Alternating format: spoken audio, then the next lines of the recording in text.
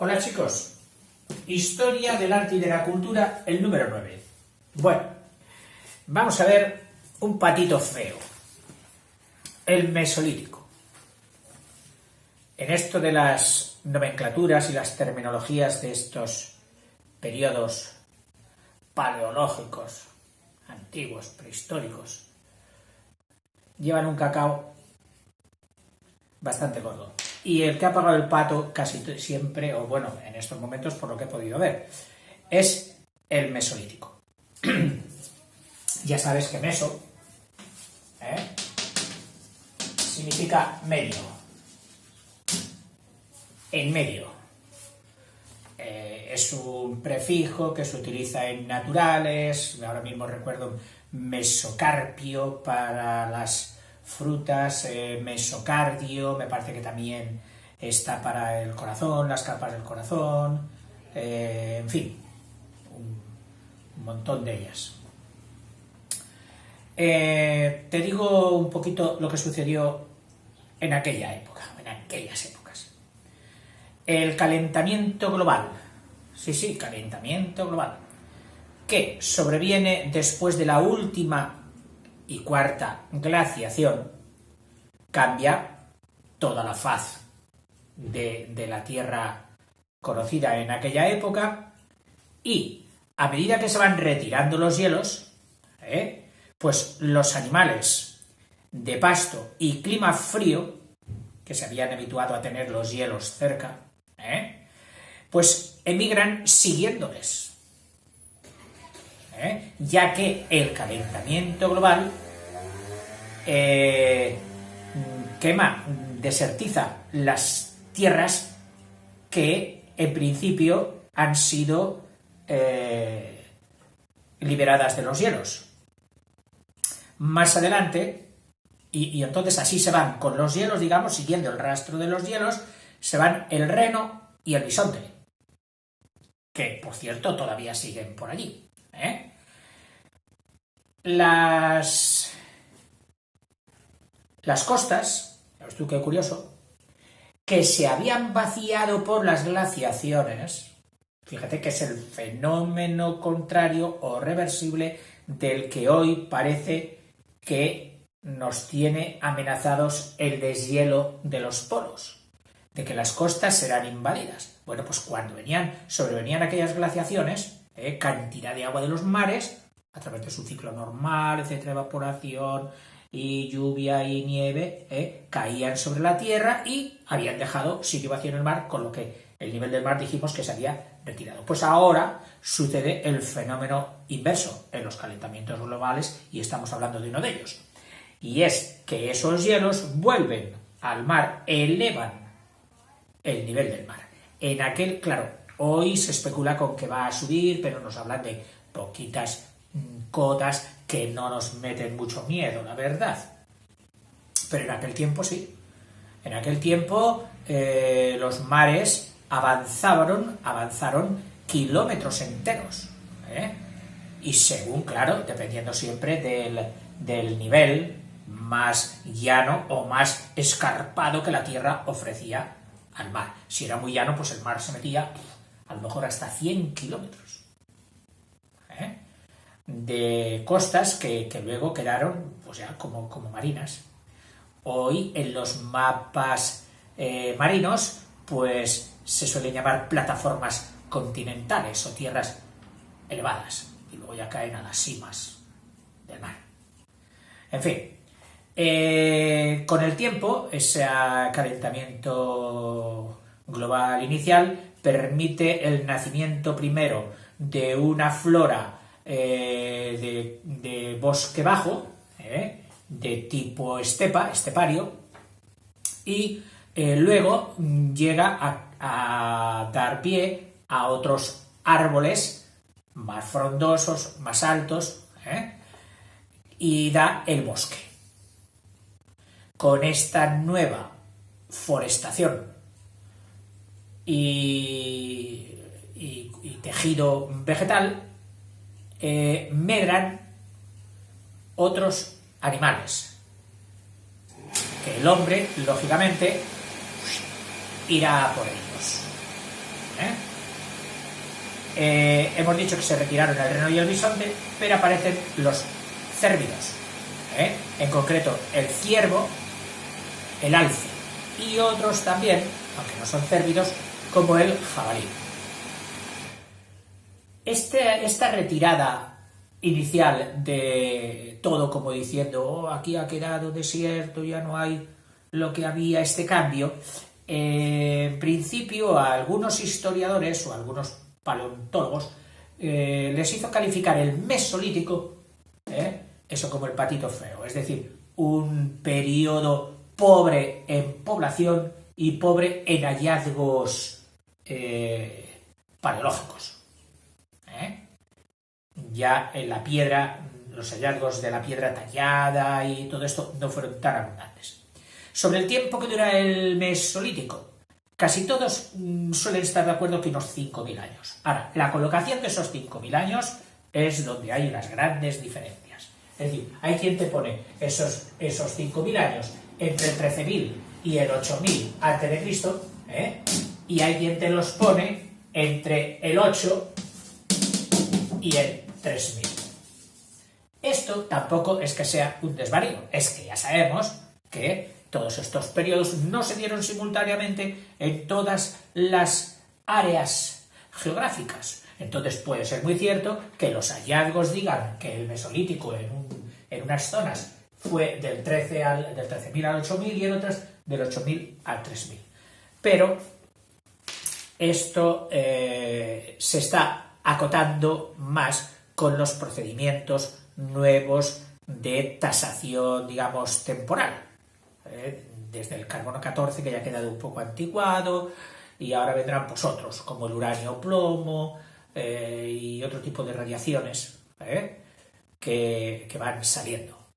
Y no digamos también la ayuda de la investigación del ADN mitocondrial, que entonces ya empalma unos seres vivos con otros y les pueden seguir el rastro y pueden ubicarlos en un tiempo, no solo en una zona, sino también en un tiempo, en un espacio temporal. El Mesolítico, cuando fue habiendo más descubrimientos, vieron que en realidad unos opinaron, dice, hombre, en realidad esto solo ha sido una acreción, es decir, si aquí estaba el Paleolítico que terminaba, Paleolítico superior, Paleolítico inferior, principio de los tiempos. Dice, esto solo ha sido pues una acreción, es decir, un recrecimiento del Paleolítico. Y entonces, en vez de llamarlo el Mesolítico, lo llamaron el Epi. Epi, que significa sobre, epipaleolítico. Claro, hubo quien no hizo caso. Y había dos corrientes, y las sigue habiendo, que es la corriente sajona, Inglaterra, en fin, y todo el resto sajón, y la francesa, entre las que estábamos metidos o incluidos los españoles. La sajona directamente dijo, bobadas, Mesolítico idéntico al epipaleolítico. O sea, para nosotros es sinónimo. Y, sin embargo, en la corriente francesa,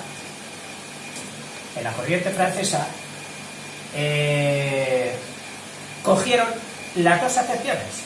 Es decir, el epipaleolítico era el periodo en que el hombre sufre, experimenta, crea la evolución social, de caza, de recolección, etcétera, etcétera. Es decir, la vive, la crea.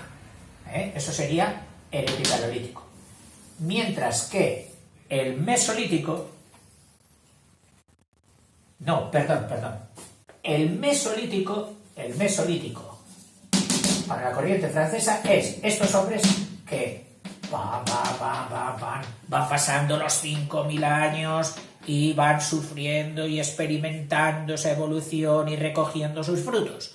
Esos serían el periodo mesolítico. Y el epipaleolítico sería aquel aprovechado, aquel que no ha pasado por toda esta evolución lenta de los 5.000 años, no, sino que en una última fase del mesolítico ve que otros habían conseguido ya estas evoluciones favorables que vamos a ver, y entonces ¡pum!, las adopta copiando.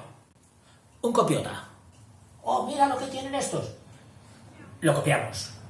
Oye, pero que a estos les ha costado muchísimos años el llegar aquí. Oh, mira, nosotros vemos que podemos hacer lo que ellos tienen ya, lo hacemos y punto. Estos serían los del epipaleolítico.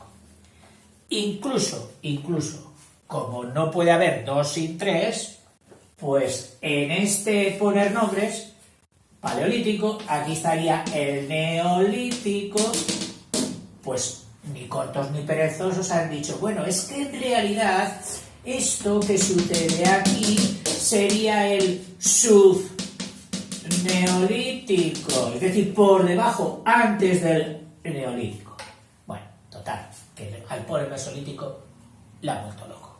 No han tenido bastante con decirle eso, que era el pobre, que no sé qué, sino que le han dado hasta 3 nombres. No solo el de mesolítico, sino el de epipaleolítico y el de mirando al paleolítico y el de subneolítico mirando al neolítico. Y él, en medio, sufriendo.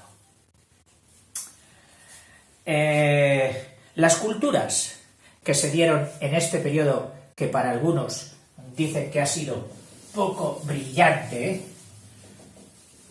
pues para que veas algunas, o por lo menos las oigas, tanto en la península ibérica, todo el Mediterráneo y tal, Grecia y extremo oriente. Aquí Valencia y aquí el próximo oriente, es decir, del oriente, el más cerca, el próximo, que es por eso se dice de todo el oriente, el más próximo a nosotros es el próximo oriente, y las otras tierras más lejanas pues sería el lejano oriente. Ahí ya te dije en el vídeo anterior, al hablar del arco levantino, que esta cultura la asociaban y la equiparaban a esta otra surgida en ese mismo momento aquí, que era la cultura natufiense.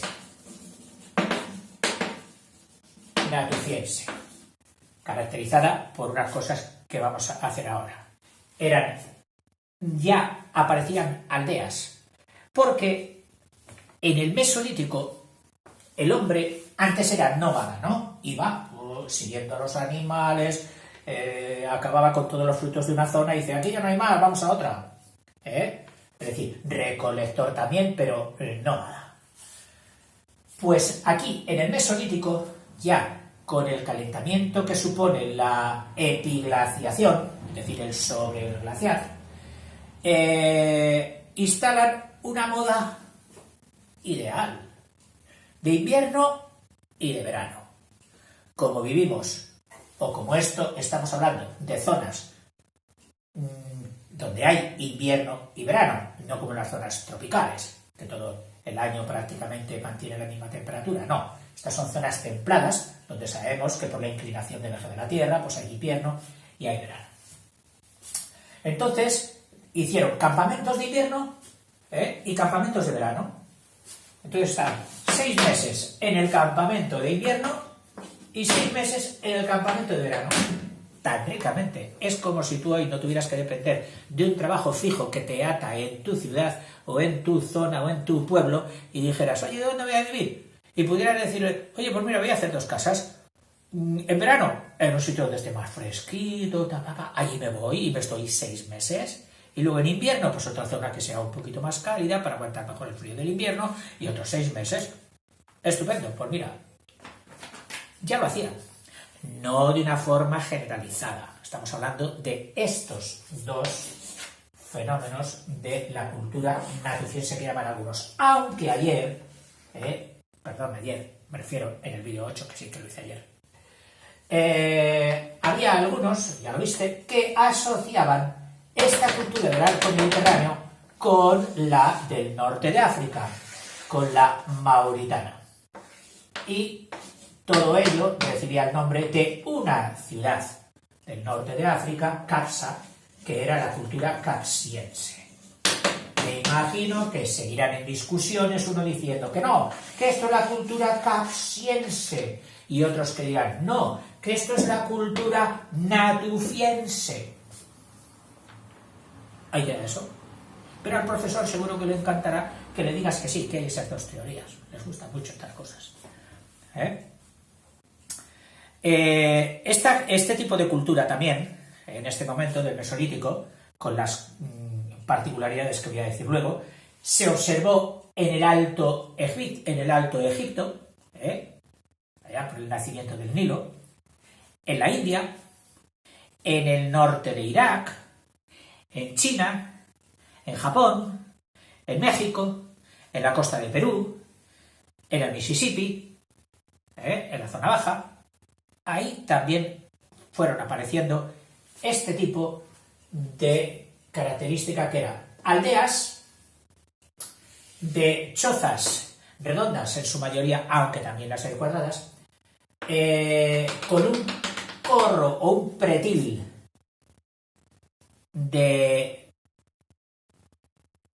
piedra, de piedras en pared, y en el centro un vástago de madera, normalmente, que mantenía o servía para colocar ramaje, dependiendo de la zona donde estuvieran, pues no serían cañas, bambús, ramas, etcétera, para protección.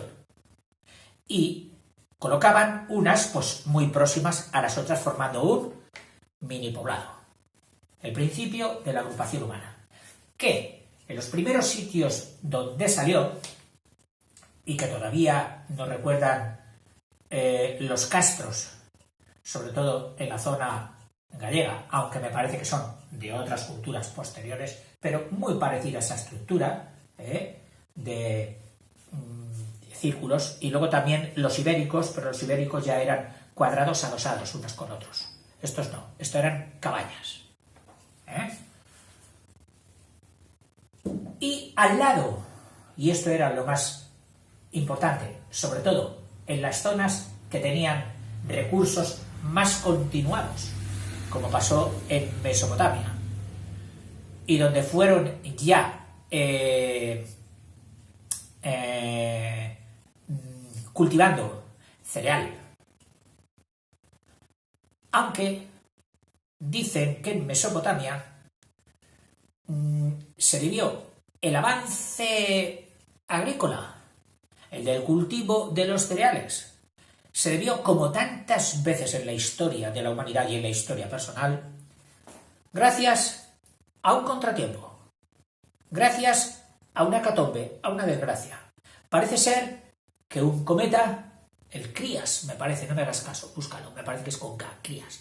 El cometa Crías había pasado y había hecho unas perturbaciones atmosféricas, provocando un oscurecimiento mínimo de la atmósfera, pero que ya hizo bajar mucho la temperatura, y entonces aquellos cereales que recogían de forma silvestre dejaron de darse con ese frío. Entonces el hombre se espabiló y dijo, es muy bonito tener cereales, granos que no se corrompen, y tener la alimentación asegurada. Pues vamos a coger plantas de aquellas que no se dan ya naturalmente y las vamos a poner en condiciones especiales, en condiciones cuidadas. ¿Y qué es cuidar? Cuidar es cultivar. Y ahí del cultivo salió la cultura o cultivo ¿de qué? De la tierra, del campo, del agri. Y se dio el principio de la agricultura, de coger aquellas plantas generosas que de forma silvestre se habían mantenido, y como no se daban las circunstancias ya para que surgieran espontáneamente, forzar su reproducción. Cuidándolas, mejor, cuidándolas, esa es la palabra, el cuidado, que es lo mismo que cultura. Bien, el tipo de las industrias que se dan, es decir, de las cosas hechas a mano, destaca la cultura microlítica, ya no es la macrolítica, sino la microlítica, es decir, de cositas de pequeño tamaño, principalmente puntas de flechas, y luego siguen también pues estando, digamos, para este cambio de vida en que ya el hombre deja la depredación,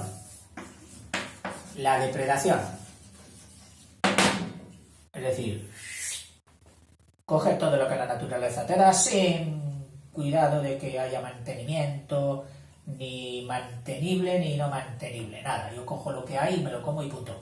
La depredación a la industria productiva, a la producción, que era forzar, cuidar a la naturaleza, respetarla para que te vaya dando lo que tú necesitas de alimento. Y ahí es donde aparece la ganadería y la agricultura. Pero, aún así también, seguían siendo cazadores y recolectores. Pero como había variado el animal a cazar, que ahora era el cérvido, era el jabalí, todo esto, necesita la ayuda ¿de quién?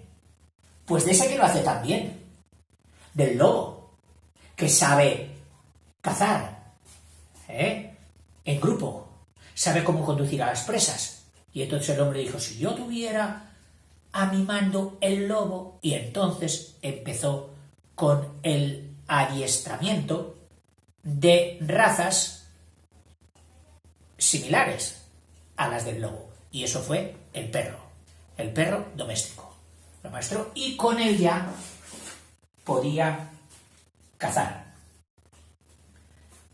Pero te decía que para todo esto, para la caza y la agricultura, igual que para la pesca, que fue muy importante. De hecho, los principales poblados y los que más fácilmente surgían eran los que estaban en la costa con fácil pesca. Con fácil pesca. Y nació, lo que digo yo, el cajón de los cubiertos. Tú vas a una casa, oye, ¿dónde está? Necesito una cuchara, ¿dónde está el cajón de los cubiertos? Aquí. Y allí encuentras de todo. Encuentras por cuchillos, tenedores, tal. Bueno, pues en aquel tiempo ya empezó a vislumbrarse el cajón de los cubiertos. ¿Por qué? Porque ellos, para todas estas nuevas actividades, y además siendo ya más sedentarios, no tan nómadas, podían guardarlas y no acarrearlas de un sitio a otro con el consiguiente quebradero de cabeza, de bueno, no voy a llevar esto, ya lo haré donde vaya. No, ahora ya las guardaban. Y eran pues los raspadores, buriles, que ya te dije en otro vídeo lo que eran los buriles, y no digamos para la caza, los arcos, las flechas, con puntas en triángulo y en trapecio, y a veces estas flechas se hacían de una sola pieza en hueso, es decir, una flecha recuperable, buena, testada. Oh, esta flecha es maravillosa, la podían recuperar en hueso. Y también en madera, lógicamente. Luego también, para su incipiente agricultura, pues hicieron molinos, manera de mover dos piedras unas sobre otras, para que vayan triturando la semilla. Molinos, morteros, si no era entre dos piedras, pues pum, pum, pum, a machaque. Los morteros. Hoces. de hueso, aprovechando la quijada de un animal. Y ellos decían, hombre, para cortar hierba, para cortar el cereal. Y entonces les hacían aquí unas incrustaciones y ponían lascas finitas, claveteadas, incrustadas con el corte hacia afuera. Sí, sí, como si fuera una fila de incisivos. Con piedra. Interesantísimo. No existía el hierro. Pero fíjate, el hombre hábil, o con hueso aquí, o con madera, incrusta piedrecitas y tiene el primer instrumento agrícola, la hoz. Luego, lo mismo que hoy, porque es realmente un afán, y yo lo veo, cuando voy por los pueblos y te enseñan un bastón, o entras en el bar y hay una colección de bastones, labrados. El labrar. Tú tienes un utensilio muy próximo a ti, que puede ser el cuchillo, puede ser el bastón, puede ser la hoz, y se te antoja que con los medios que tú tengas a mano, de piedras afiladas o lo que sea, labrar el mango y hacer aquí una cara, hacer esto, y lo mismo en el mango de una hoz que en el mango de un cuchillo, que en el mango de un mortero, y no digamos ya esos palos o vástagos, lo mismo de marfil que de otras cosas, que daban prestigio al que lo llevaba. Y era como el traspaso de las primeras autoridades que se dieron en este tiempo. Y es que en este tiempo, y voy un poquito a salto de mata, pero es que es muy importante, y si no me voy a olvidar, empieza la jerarquización. Es decir, antiguamente se mataba un animal, el bisonte, lo que sea, y solo había la jerarquía del cazador, del valiente que había perseguido, que había puesto el máximo esfuerzo, y era el que se llevaba el principal bocado. Y luego ya venían el resto. Inclusive, hasta el final, que solían ser mujeres y niños. Y de esta manera, no te parezca inhumano, porque fue muy humano. Si no hay bisonte muerto, no se alimenta nadie. Pero para que haya bisonte muerto, tienes que primar al que es capaz de matarlo, mantenerle fuerte, mantenerle enérgico, porque ese va a ser el que va a traer el alimento al resto. Hoy los puede, qué poca categoría, qué poca tal, ala él, porque lo es más fuerte, a comerse, todo, ¿no? Era la vida dura. Lo que te decía. Entonces, antes había solamente esta jerarquía de yo he sido más fuerte y yo como más que tú. Pero es que ahora, el alimento empieza a almacenarse. El grano. Y quizás también piezas ahumadas. Empieza a guardarse. Y entonces ahí, para guardarlo, ya no se necesita un tío fuerte y cazador. Se necesita un tío listo. Aparece el administrativo. Aparece el contable. Aparece y con la retención y dominación del almacén se hace poderoso, se hace respetado. Y aparece la jerarquía social. Aparecen las clases sociales. El rico y el pobre. Desde el momento que el hombre empieza a almacenar. Curioso. Antes, cuando no se podía almacenar, cuando había que comerlo ya, porque si no se podía, no había clases sociales más que la de la fuerza. Ahora ya la clase social el poder puede instalarse sobre la inteligencia.